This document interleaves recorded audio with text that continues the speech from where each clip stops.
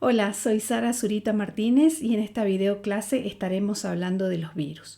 ¿Qué son? ¿Cuál es su apariencia? ¿Cómo están constituidos? ¿Cuáles son los distintos tipos de virus? ¿A dónde se encuentran y cómo se reproducen?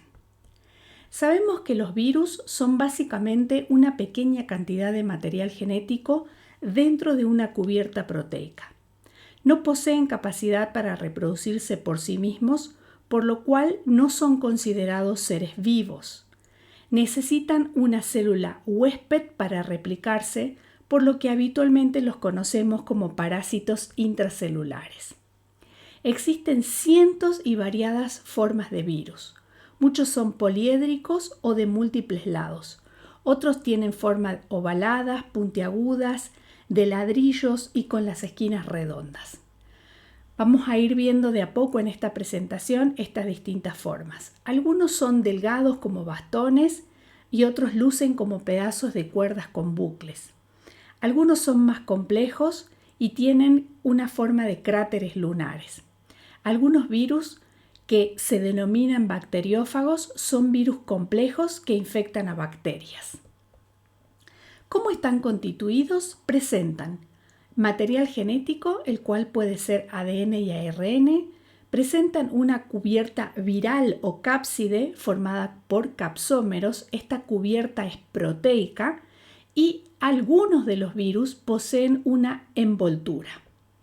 Acá vemos distintos tipos de virus y dependiendo del tipo de célula al que infectan, pueden clasificarse en virus animales, virus vegetales o bacteriófagos, que son los virus que infectan bacterias. Vemos acá distintas formas, en la 1 y en la 2 vemos virus icosaédricos, en la 3 vemos un virus complejo, en la 4 vemos un virus helicoidal y en la número 5 vemos un virus con envoltura. Los virus icosaédricos tienen un aspecto esférico. La cápside adopta una estructura de un icosaedro, es decir, un poliedro de 20 caras, que poseen 30 aristas y 12 vértices. Ejemplos de estos son los adenovirus, los virus de la poliomielitis o los picornavirus. Los virus helicoidales o cilíndricos tienen un aspecto delgado que corresponde a un cilindro hueco. Los capsómeros se ensamblan siguiendo un ordenamiento helicoidal, similar a los peldaños de una escalera en caracol. Ejemplos de este tipo tenemos el virus del mosaico del tabaco o el virus de la rabia. Los virus complejos parecen adoptar las dos estructuras anteriores. Por un lado, presentan una región icosaédrica en la cabeza, donde se aloja el ADN, y una cola formada por una banda de asimetría helicoidal en cuyo interior se encuentra un eje tubular. La cola termina en un conjunto de fibras y espinas caudales que constituyen el sistema de anclaje del virus a la bacteria a la que infecta. Estos virus complejos tenemos ejemplos como el fago lambda o el fago T4 y son virus, como decía anteriormente, que infectan a bacterias y se denominan bacteriófagos. Luego tenemos virus con una envoltura membranosa. Estos poseen una envoltura membranosa además de la cápside. Esta envoltura membranosa es un fragmento de la membrana plasmática de la célula hospedadora que el virus arrastra al abandonar la célula mediante un proceso denominado gemación. La envoltura posee un conjunto de glicoproteínas que son codificadas por el virus y están dispuestas hacia el exterior a modo de espículas. Un ejemplo de esto es la proteína Spike del coronavirus. Bien, constituyen el sistema de anclaje en los receptores de membrana de las células hospedadoras. Es decir, que a través de estas proteínas el virus ingresa a la célula que está infectando. Ejemplos de esto tenemos la gripe o influenza, el virus de hepatitis, el VIH, la viruela. Vemos acá dos ejemplos o dos figuras de un virus sin envoltura a la izquierda y un virus con envoltura a la derecha. Bien, ¿a dónde se encuentran los virus? Se encuentran en casi todos los materiales y el medio ambiente de la Tierra, como el aire y el agua. básicamente en cualquier lugar donde encuentren células a las que puedan infectar. Los virus han evolucionado para infectar todas formas de vida.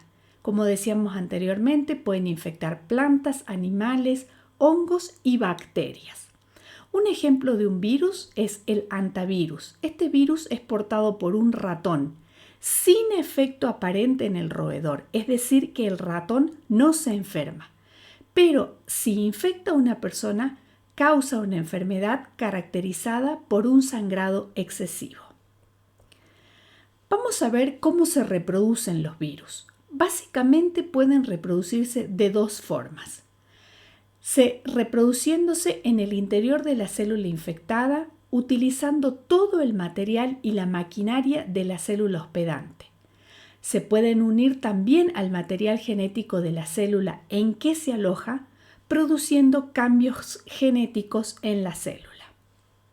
Una vez que infectan la célula, pueden desarrollar dos tipos de comportamiento, como agentes infecciosos produciendo la lisis o muerte de la célula a través de una explosión de la célula, o pueden adoptar el comportamiento de virus atenuados, que añaden o insertan su material genético a la célula hospedante y por lo tanto promueven la variabilidad. Ambos casos han sido estudiados con detalle en los bacteriófagos. Se realizan tres fases. La primera es la fijación, la segunda es la contracción y la tercera es la fase de penetración. Veamos acá. En los dos casos la infección comienza de la misma manera. Primero, la fijación. El virus se une por la placa basal a la cubierta de la pared bacteriana. Luego, la fase de contracción, donde la cola se contrae y el ácido nucleico del virus se empieza a inyectar. Y la tercera fase es la penetración, donde el ácido nucleico del virus penetra en el citoplasma de la bacteria y a partir de este momento puede seguir dos ciclos diferentes. El primer ciclo se denomina ciclo lítico. Se produce la lisis de la bacteria. Esto significa que hay un rompimiento completo de la célula. Un ejemplo de esto es el bacteriófago T4. En el ciclo lítico, el ADN bacteriano fabrica proteínas víricas y copias de los ácidos nucleicos víricos.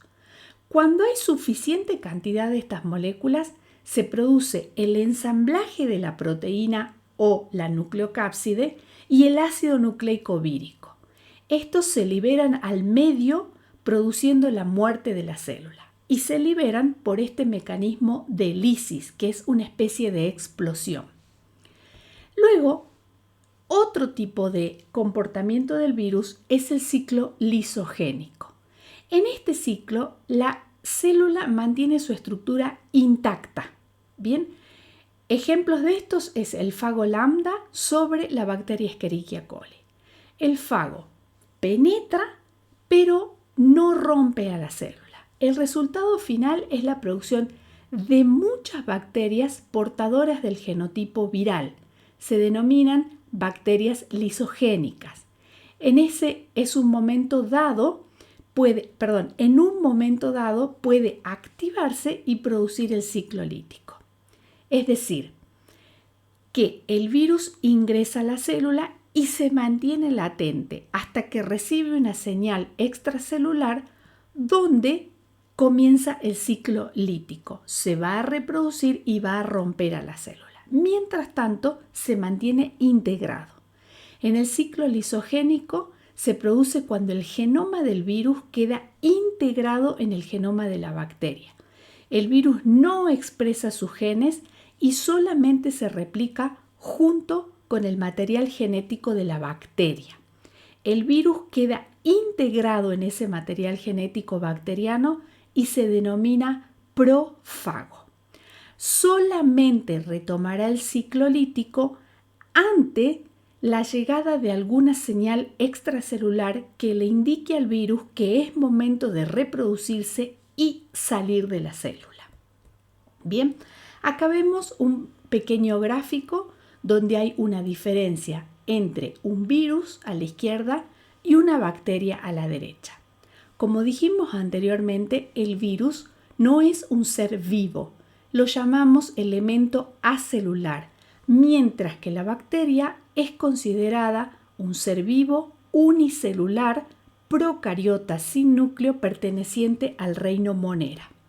Vemos aquí algunas diferencias. Las bacterias son seres vivos procariotas, mientras que los virus están entre la materia inerte y lo vivo, siendo considerados parásitos intracelulares. Las bacterias tienen toda la maquinaria metabólica que les permite vivir, mientras que los virus necesitan de una célula para hacerlo. Las bacterias contienen un material genético, ADN, y todos los instrumentos que necesitan para reproducirse por sí mismas, mientras que el virus contiene solo el material genético que se encuentra limitado por una cápside proteica. El virus debe invadir otras células y secuestrar su maquinaria celular para poder reproducirse. Espero que les haya gustado mucho esta clase y cualquier pregunta la pueden dejar acá abajo. Muchas gracias.